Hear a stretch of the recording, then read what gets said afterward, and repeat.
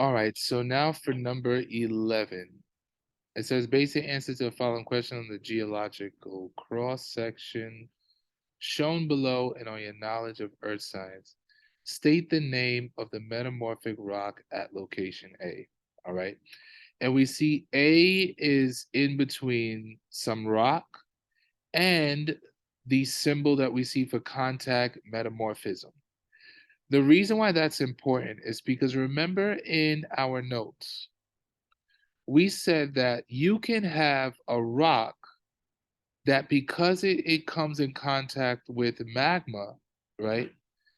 The borderline of that rock, the borderline of the outside rock and the magma, the heat that comes from it can transform one rock to a metamorphic rock.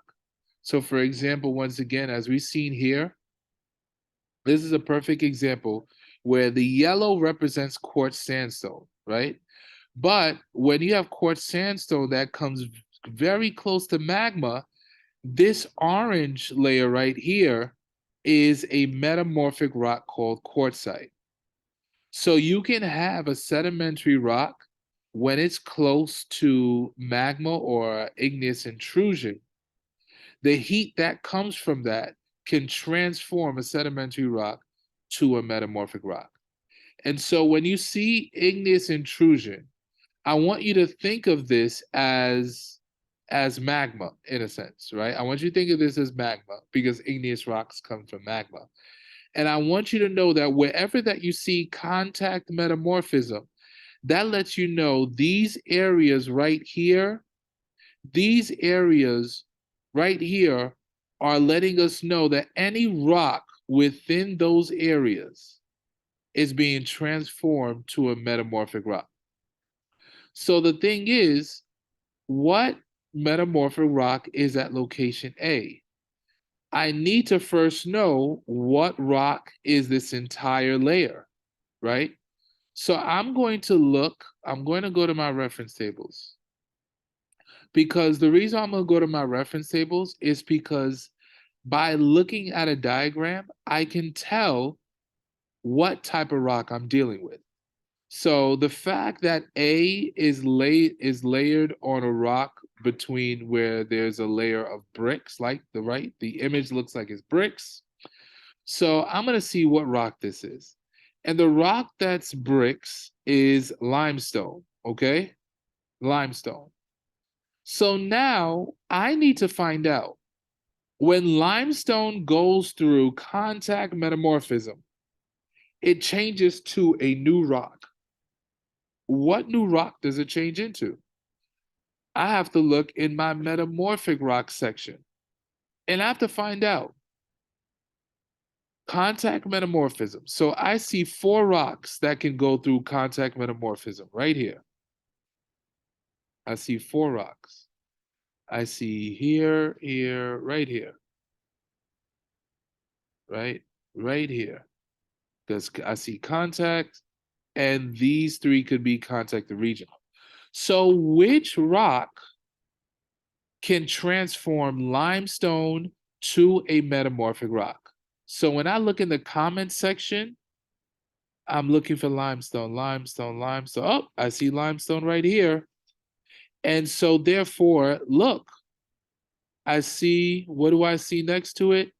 I see the metamorphic rock marble. So that lets me know when limestone goes through metamorphism, contact metamorphism, it can change into marble. So the correct answer for number 11, the correct answer for number 11 is going to be marble. Number 12. Well, number 12, 13, and 14, honestly, I don't have to do it again. Well, no, sorry. I'll do number 12. Sorry. Number 12. A basic answer to the following question on the passage below and on your knowledge of earth science. Once again, when you get these type of reading questions, is you want to read the question first to see if you can answer it just based on your knowledge of earth science, as it says here. Sometimes the reading can help to get you to the right answer, and sometimes it cannot.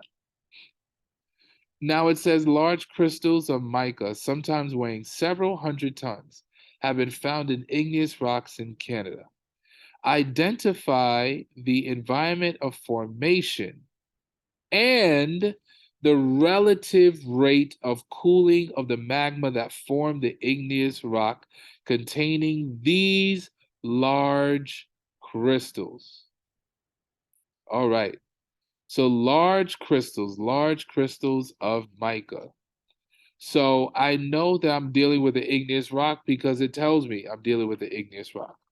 So I'm going to go to page 6. And there's something about page 6 that should help me to identify with what I'm dealing with. Okay? Now, when I'm reading. Turn Micah.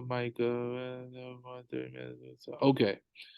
So there is some things that could help, right? When we're talking about mica is not the name, it's a family of more than 30 minerals, whatever the case may be. The other clue on the question that lets me know I'm dealing with something else is the fact that it tells me it's large crystals. All right.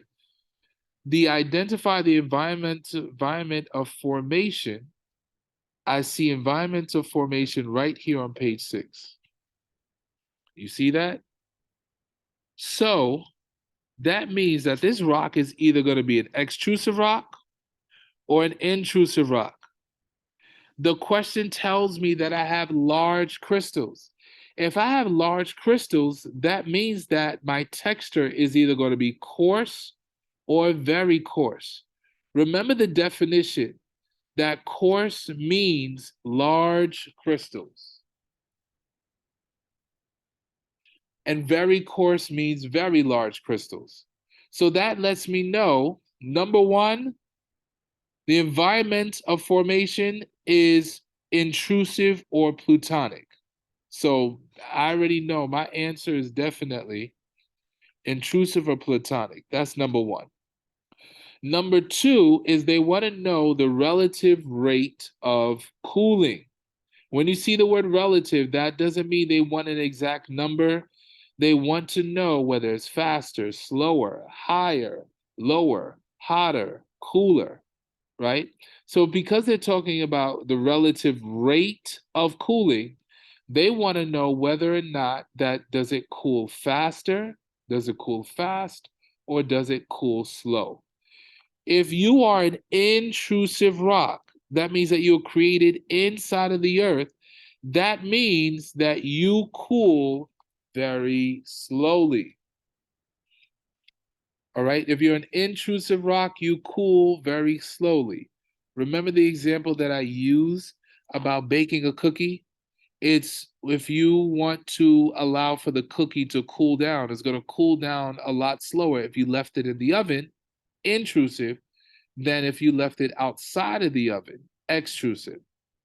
So therefore, my answer that I see here is that my environment of formation is going to be plutonic, right? Or you can say intrusive.